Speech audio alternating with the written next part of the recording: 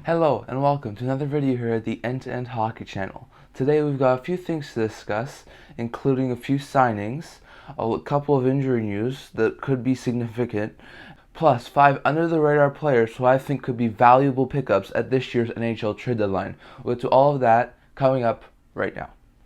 Hello and welcome to another video here at the End-to-End Hockey channel. I'd like to kick things off today with a few signings to discuss.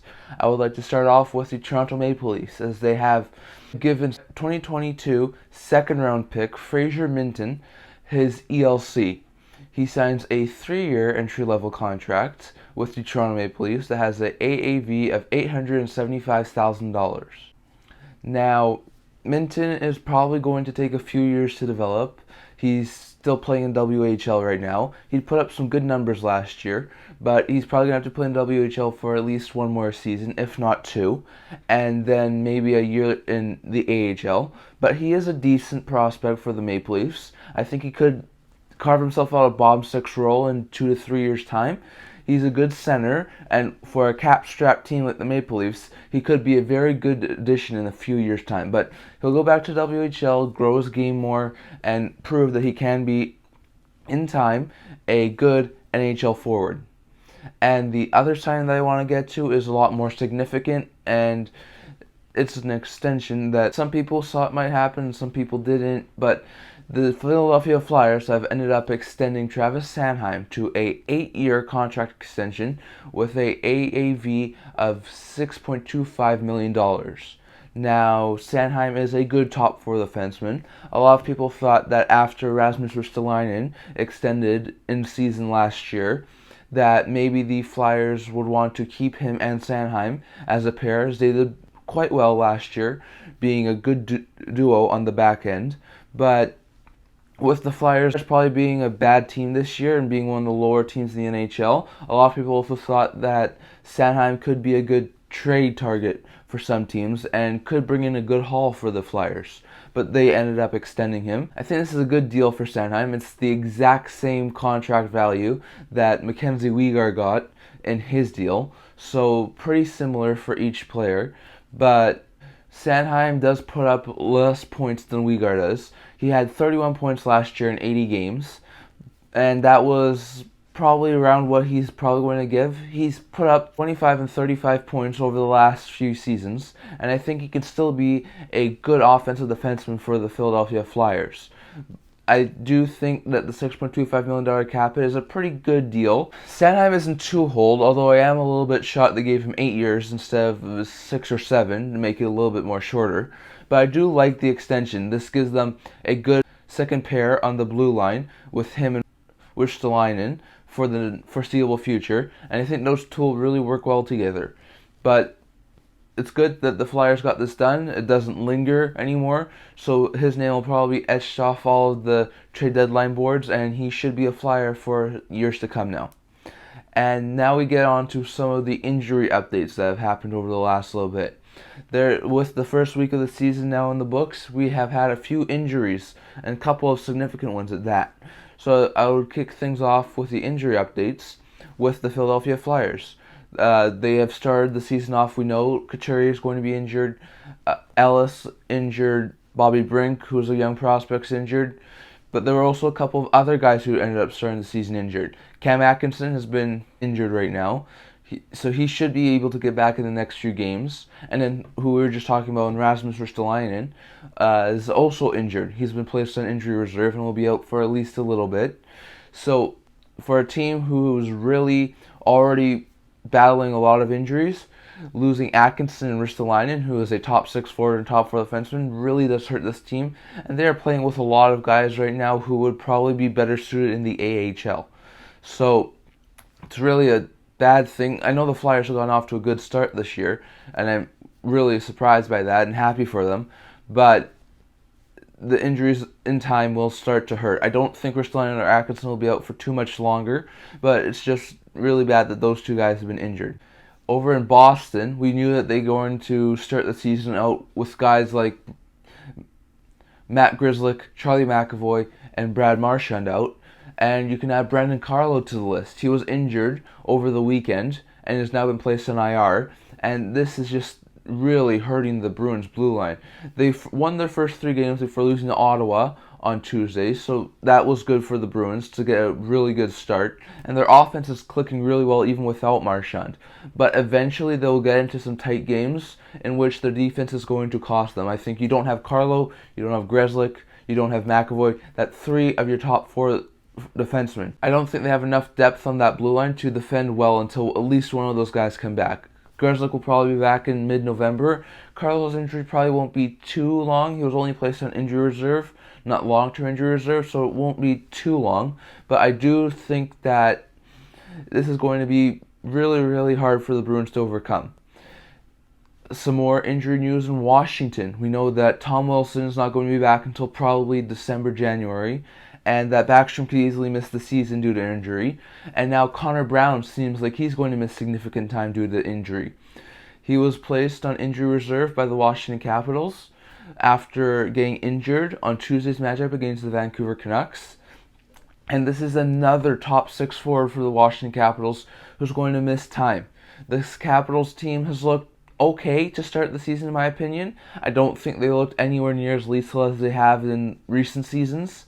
And I think with Brown and Wilson and Backstrom injured, this team is just not going to go too far this year. I still believe that this is going to be one of the lower teams in the NHL this year. And in my opinion, they still should miss the playoffs. And the Brown injury is just going to hurt their offense even more, especially in the short term. And I think that if they can keep up, maybe until Wilson gets back, then maybe they could still be a playoff team. But at this point, I can't see the offense clicking right now with all of these injuries.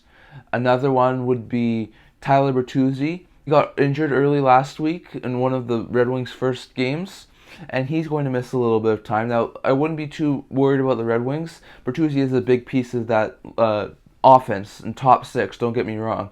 But they have a lot of depth on the forward group right now.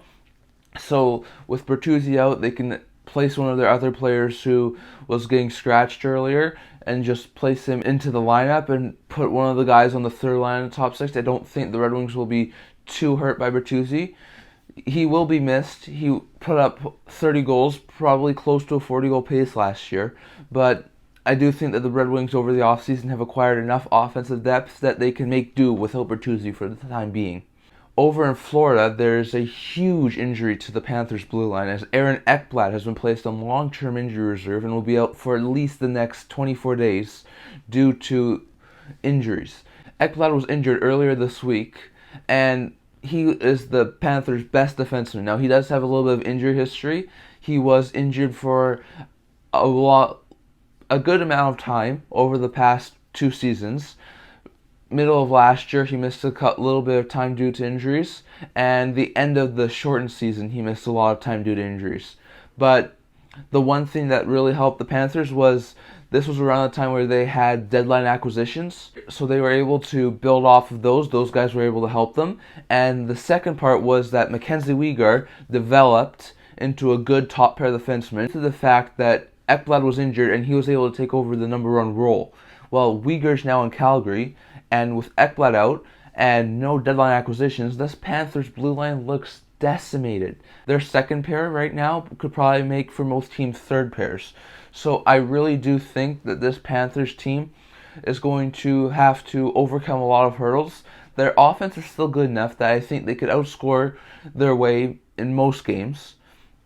But that defense could easily cost them a few games until Ekblad gets back. I think if they lose one more defenseman, like a Montour or a Forsling, to injuries for any significant period of time, then this Panthers team is going to really have to rely on scoring to try and win games, as I don't think they will have basically any defense to play off of.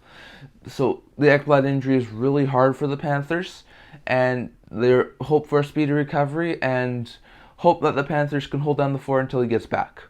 And then in Toronto, there were 2 injuries that had really much significance and are going to impact the Maple Leafs' defensive end really much. Now, off-season acquisition Matt Murray got injured after his first game with the Maple Leafs, and he ended up being placed on long-term injury reserve and will now miss 3 to 4 weeks due to injury. Murray was brought in to be a good tandem player with Ilya Samsonov, who was also brought in this offseason. But this was his one concern. During his time in Ottawa, and even back when he was playing in Pittsburgh, he has been decimated by injuries over and over again. Every time he gets healthy, he finds a way to get himself injured again.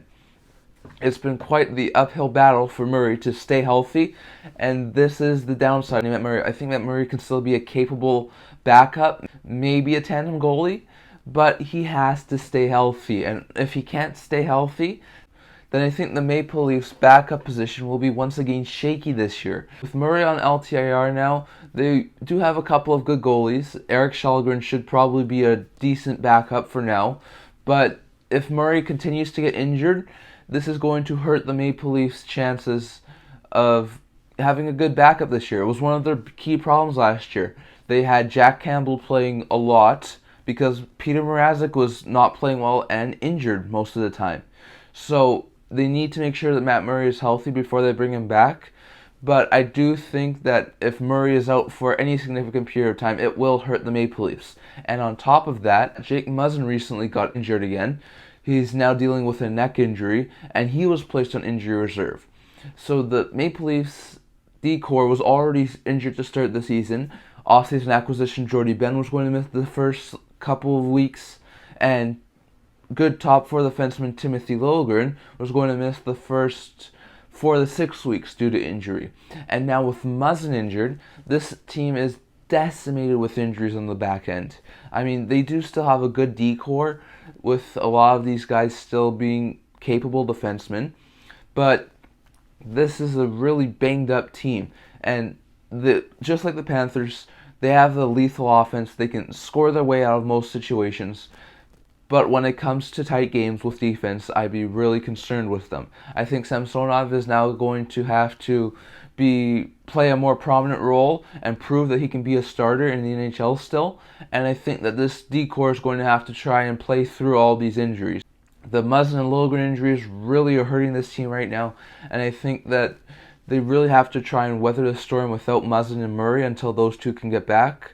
Otherwise, they could find themselves on the outside looking in for the playoffs. I still think they'll get in, but they could be a good uphill battle to try and gain on the teams that are ahead of them. So that's all the injury news we want to talk about. And lastly here, I want to touch on some players here who I think could be good trade deadline acquisitions. Now, these guys would all be rentals. They're all in the final year of their deal, and they have all started out pretty well this year. I think these 5 players have done amazing to start the season. Now, you'll have your guys like your Bo Horvats, your Patrick Kanes, your John Klingbergs, your big-name players who will probably be moved at the deadline. But I'm looking for some of the more lower-end players who could be good deadline acquisitions and could even bring a nice package to their current teams right now. And to top the list off, I'm going to start with number 1 being Shane Gostisbehere. Gostisbehere has picked up where he left off last year after he had 51 points in 82 games last season, and he started the season off with a bang, putting up 5 points in 3 games with the Arizona Coyotes. The Coyotes actually have a top 10 power play right now, and it's mostly on the back of Shane Gostisbehere. Gostisbehere is quarterbacking the Arizona Coyotes' top power play unit and looks lethal. He looks like the Gostisbehere who put up over 60 points with the Philadelphia Flyers. So this is a good sign for the Arizona Coyotes. I think Gostisbehere is going to be a very hot commodity come trade deadline time, because he is a great top 4 defenseman. If you can pair him with a defensive defenseman on the right side and allow him to do all of his offensive work, he is going to put up an extreme amount of points. I think he could easily hit 60, maybe even 70 points this year as a defenseman. He's currently among the league leaders in points by defenseman. So I think Gostisbehere could be a very hot commodity come trade deadline time. And if the Coyotes could even retain some of the salary, he's currently making $4.5 million on his current deal right now.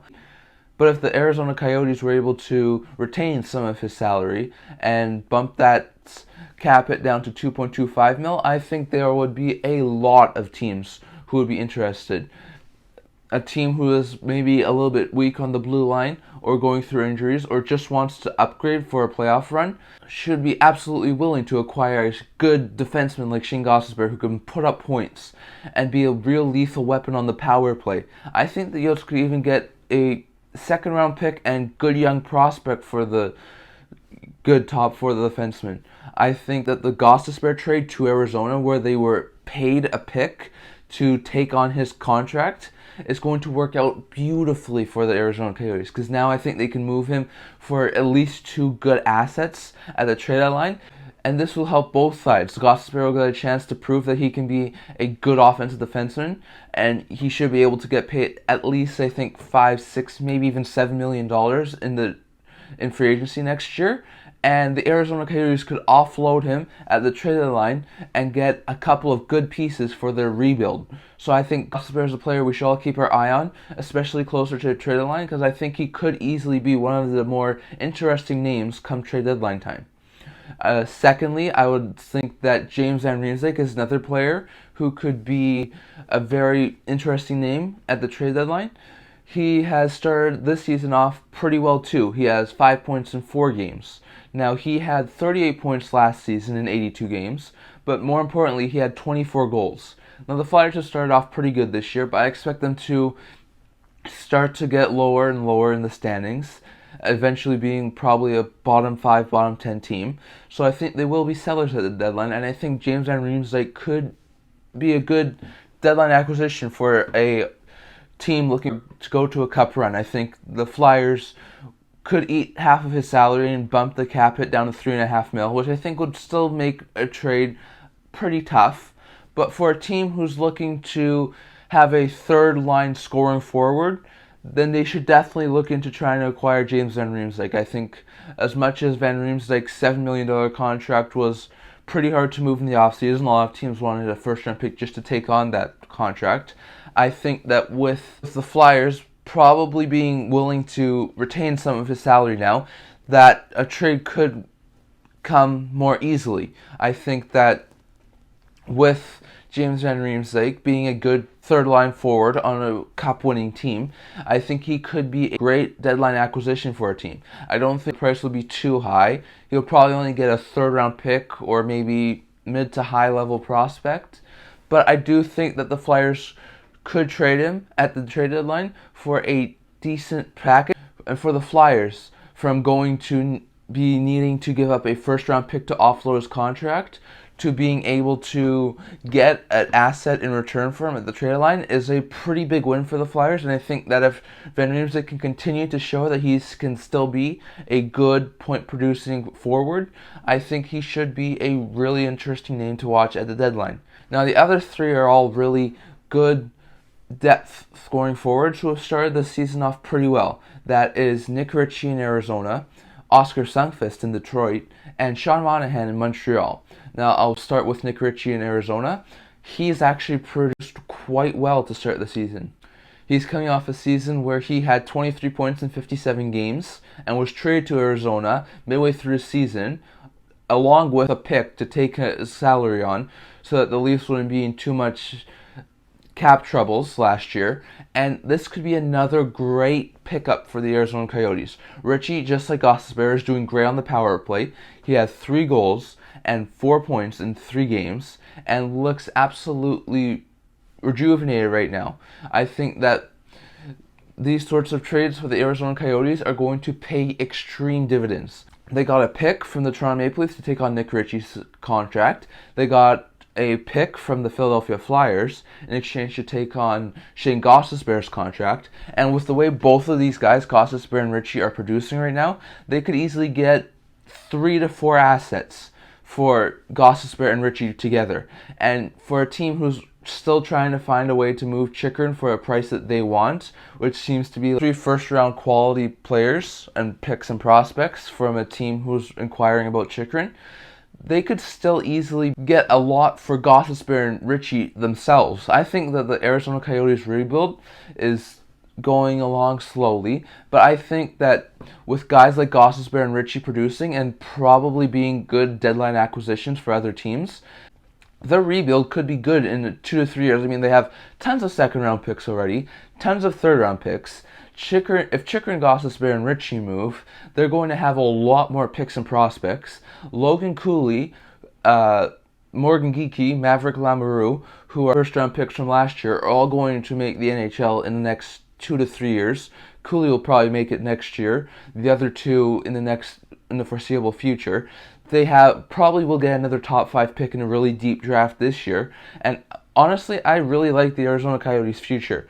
They have Dylan Guenther in the lineup this year. They have a couple good young forwards, a couple good young defensemen, and I think that this future of the Arizona Coyotes is going to be bright, and I think it could be sped up with the trades of Gostisbehere and Ritchie, and I think that if Gostisbehere and Ritchie can continue to produce well on the power play and offensively for the Arizona Coyotes, that they will be good deadline acquisitions for teams looking to upgrade going into the Stanley Cup playoffs, and I think that they should easily get 3 to 4 assets for both of these players. Over in Detroit, they have started off well, and Oskar Sundqvist also has 4 points in 3 games. Now, he had 23 points in 59 games last year. He split time mostly with the Blues, but was flipped to Detroit at the trade deadline due to cap reasons. And so far, he has done quite well with the Detroit Red Wings. I think he has been one of the more underrated bottom 6 forwards in the NHL to start the year. And I could see him put up a decent 30 to 40 points this year. I think that the Red Wings did start out well this year and are playing pretty well right now. And I wouldn't be surprised if they contended for a playoff spot. But I do think that they should be more sellers at the deadline. And with Sundqvist being a bottom 6 forward and the Red Wings having a big group of young talent on the forward group, that they should be interested in moving him. I think they could get a decent mid-round pick or mid-level prospect for Sundqvist, something towards that effect. But I do think that Sundqvist could be a good depth addition for some teams at the trade line. He has a $2.75 million cap hit, but the Detroit Red Wings could also retain some of his salary in a trade deadline deal. So I do think that Sundqvist is another name to watch. I think if he continues to show that he can be a good third line producer for the Detroit Red Wings, that a lot of teams will be interested in acquiring Sundqvist at the trade line. And finally, I have Sean Monahan with the Montreal Canadiens. Now, he scored a goal in his first game with the Canadiens last week, and he has trailed off a bit. He only has 2 points in 4 games. But I do think that the Canadiens could get something for him at the trade deadline. I think he's shown so far in his short stint in Montreal that he is still a really good forward. Now, he does have a really high cap hit, and just like James Van Riemsdyk, it will be a little bit difficult even if the Canadiens were to retain half of his salary in a trade. But I do think that they could probably get a 3rd, 4th round pick, maybe a young prospect, maybe a young player, something like that. But I do think that they could acquire a decent return for Monahan at the deadline. I wouldn't rule out him resigning, as I do think the Montreal Canadiens do like him. But I think that after a up and down season last year in Calgary, where he only produced 23 points in 65 games, he could be a good trade deadline acquisition for a team.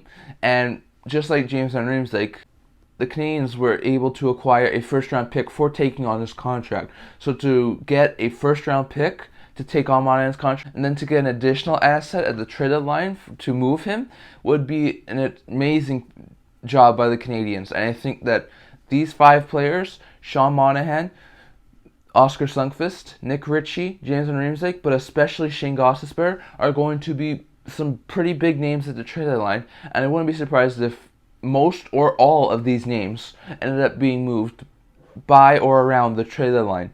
And I think all 5 of these players should continue to increase their value with their good play with their current teams right now. But let me know what you think.